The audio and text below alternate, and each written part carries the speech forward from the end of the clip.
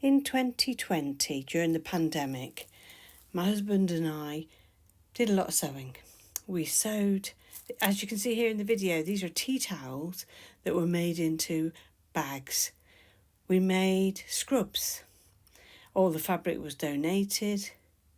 We worked with a community of ladies and gents that did some sewing over lockdown.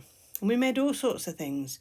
We made aprons, lovely apron here out of a duvet cover, and worked together every single day, sometimes sewing outside, sometimes sewing inside. And I started a lot of that sewing on this sewing machine. These are some bags that we took to the hospital. This was how the fabric came to us to make the scrubs, and of course it was all spread out in our living room. And we also made lots of masks as well. So a lot of this was scrubs and masks, and we rolled them up and distributed them to over 18 people in our little network, our little community of sewing ladies and gents. So we made lots and lots of masks, hundreds and hundreds, you can't count how many. And we used duvet covers, which made them really nice and pretty and bright, especially for those working in the NHS. We made lots of masks for nursery workers and all of those frontline people.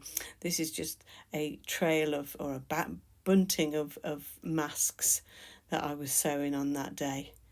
We did some sewing outside, we did sewing inside, and day and night we were working on sewing, and donated all of this, masks and scrubs.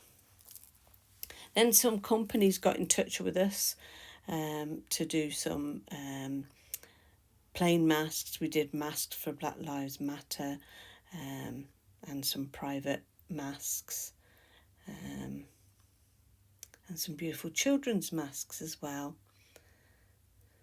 And then we also bought a embroidery sewing machine throughout lockdown to help us with the work that we were doing. The masks were all made on the embroidery machine because it was a template, and it just made things quicker, because it sewed in the elastic, it did the lining when we put lining in them as well. And then we made teachers' aprons. They were quite popular during lockdown. And here's, I think this is me demonstrating one. And we did embroidered masks. And that's the embroidery machine. Of course, we had to learn how to use it as well, which my husband was really keen, because he's really keen to learn So we loved using this machine, and we still use it now. A lot of the things we use it for now is teachers' aprons, and anything that anybody wants embroidering. But again, it's still a hobby, using sewing and just enjoying the mindfulness of creating something. So I think this part of the video takes you all the way through this letter being created on the embroidery machine. And some people had these on their masks, especially if they worked somewhere and they wanted their mask to be identified differently. And these masks were washable as well, so again that helped with sustainability. We made cushions, and these were for gifts, for book cushions to put your books in, and other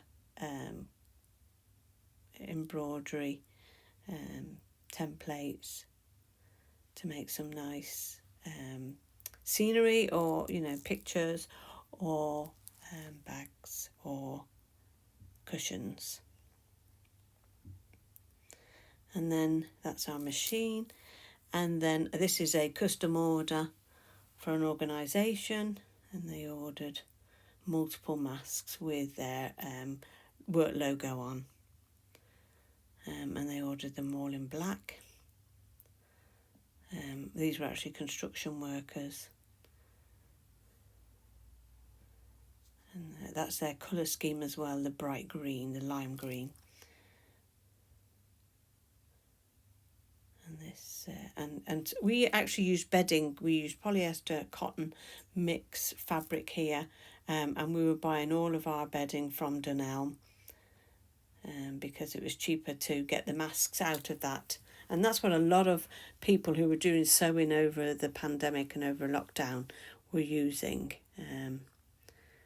And that how we joined the group as somebody on Facebook had said that can anybody make scrubs out of duvet covers, because everybody was trying to recycle, upcycle, and it was hard to get deliveries as well for fabric. So you can see that coming together. And this is me again back with the apron, the back of the apron. And then this was just a little bib that I did for our granddaughter, who was only about 1.5, I think.